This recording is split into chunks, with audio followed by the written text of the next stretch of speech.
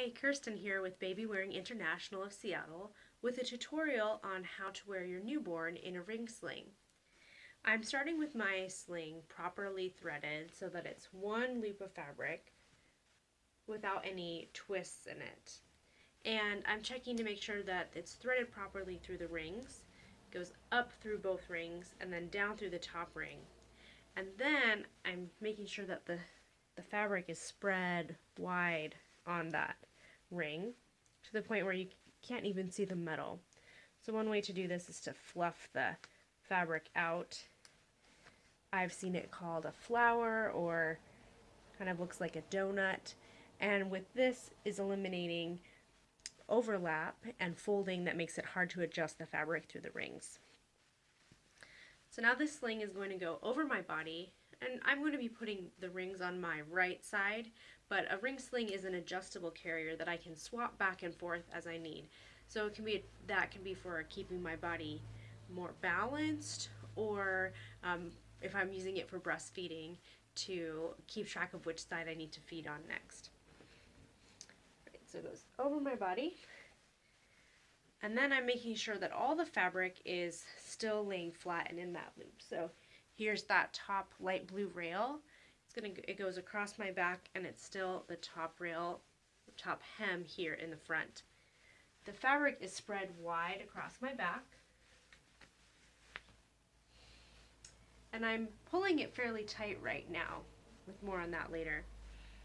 The rings are in a high position. We sometimes call it corsage position. This is my collarbone right here. So the rings are touching my collarbone, and the stitching of this sling, this particular sling, has the stitching right on the top of my shoulder. Depending on your sling, it might actually be the stitching behind your shoulder blade to keep that ring in a high position and the fabric capped on your shoulder without digging into the neck here. Before I pick up my child, I'm going to get this sling like 80% of the way adjusted the right size for my newborn. And I'm going to, for demonstration purposes, put my elbow in here. This is approximately the right size for my newborn, with maybe a couple of places that I can tighten up. Whenever I'm adjusting my ring sling, instead of thinking of this tail as one big piece of fabric and pulling straight down, which will just pull the rings down, I'm instead keeping mentally this picture of the stripes in my head. And you should do this even if your sling isn't striped, that the part of the tail that you're pulling corresponds to the part on the body of the sling, and you'll pull towards that section. So if I want to tighten this top rail, I'll pull horizontally across the sling towards that part. Or if I want to pull more of the middle of the sling, I'll find those specific portions of it, my arm out of there for a second, and pull towards, horizontally across towards that portion of the sling. Alright, I have this set up enough that I'm ready to pick up my child.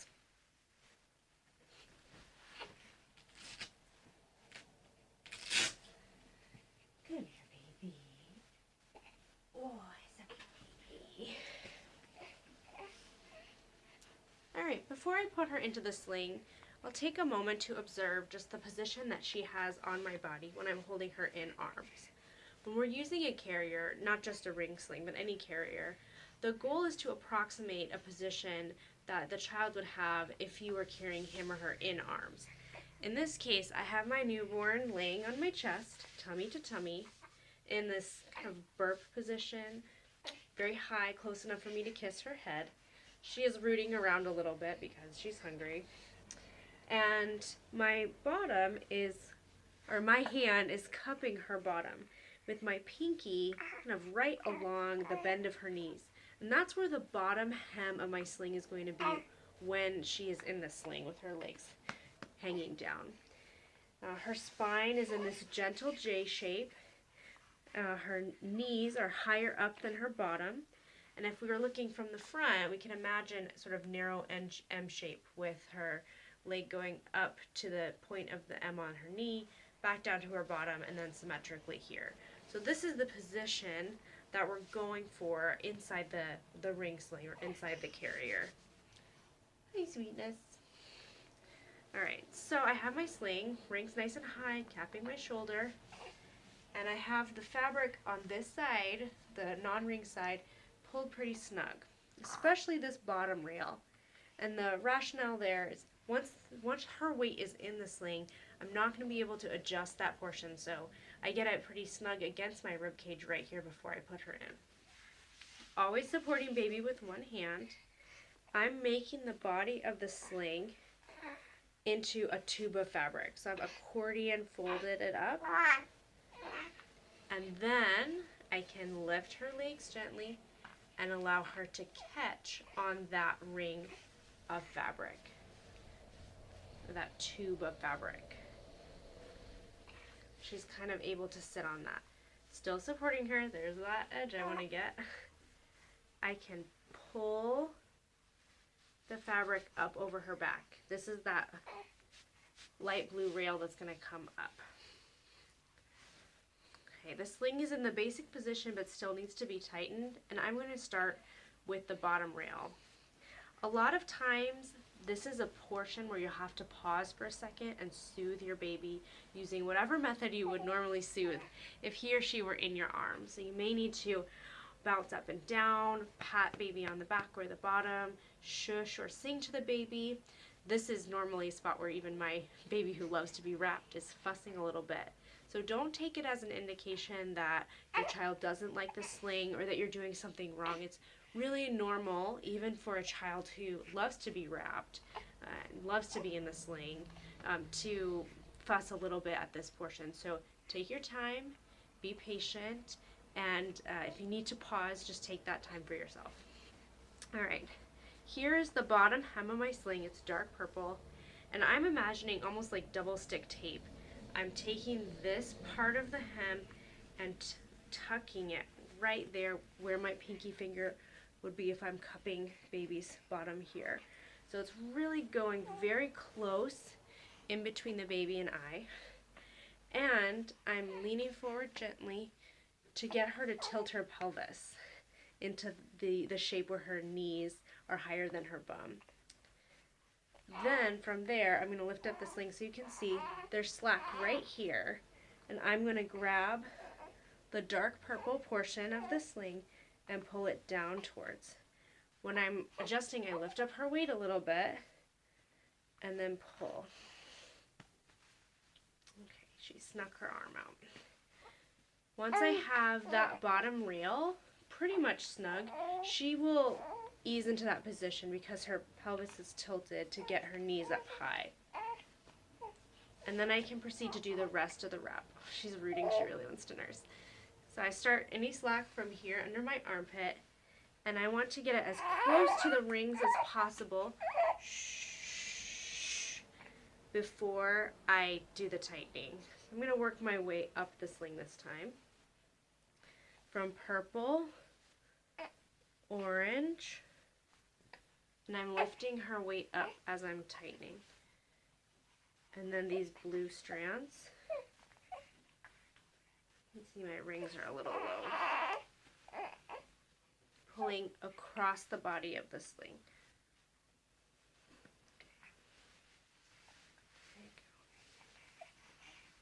Now at any point I can reach, just for demo purposes, I can reach into the sling and hold her bottom and also adjust the sling around. And just gradually working at the tightening and also letting her settle into the sling. I often have to soothe her with a pacifier when she's in the ring sling. But it really gets her happy in there. There you go. Shh. Okay. Feeling for any slack and bringing it close to the rings. Tightening strand by strand by pulling horizontally. Lift up, baby. Pull horizontally.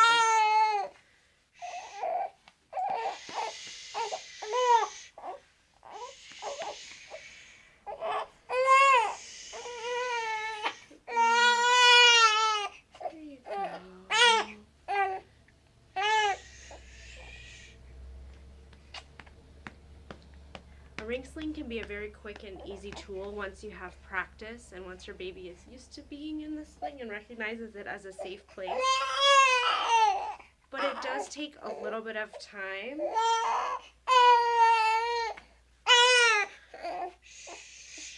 and effort. So don't give up and don't be afraid to set the sling aside for a little bit and come back to it later when you have the patience for it.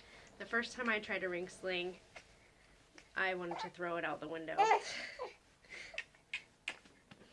Alright, now that she is settling into the sling in her comfy newborn position with knees higher than bum, we can talk about safety in this sling. First and foremost, she's visible. I can see her face and at a height where I can tilt my head and kiss her little head. Of course, I never want to stop kissing this beautiful baby. Her spine is being fully supported, so she's not slumping into a C shape inside the sling. It's that gentle J shape. And she's held snugly to my body to where I feel confident being hands-free without supporting her with my hands.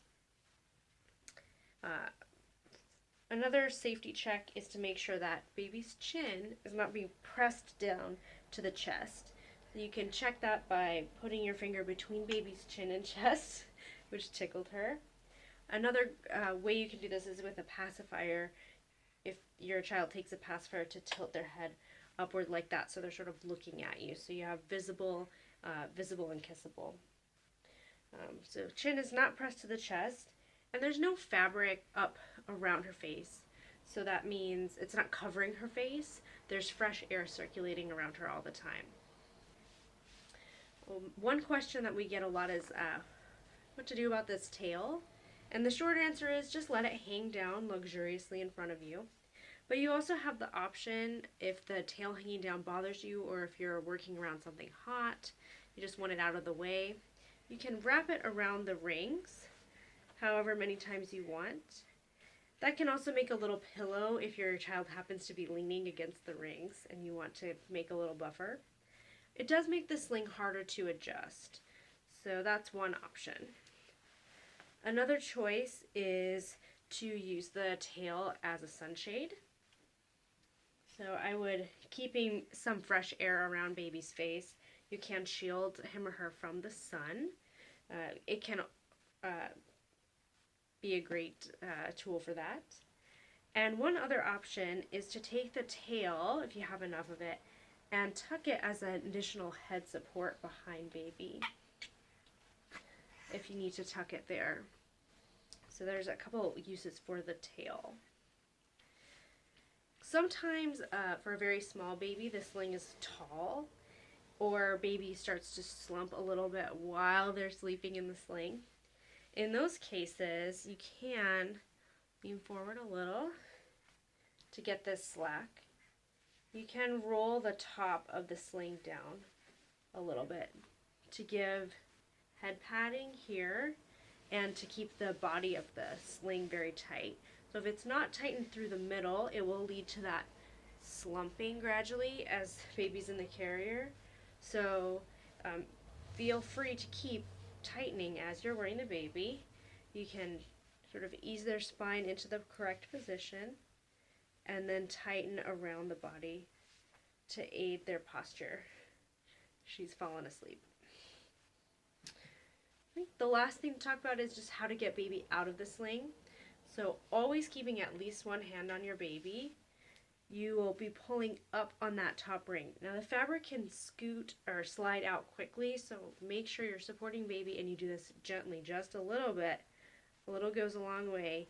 Pulling that bottom ring, and fabric will loosen of the body. The tip is loosen it only enough to get your baby out of the sling by pulling this top portion down instead of pulling the whole sling out of the rings. That way it's ready for you next time you want to use it. And since she's fast asleep, I'm not going to demonstrate taking baby completely out of the sling. Instead, I'll tighten it back up and go about my evening. Thanks for watching and happy baby wearing!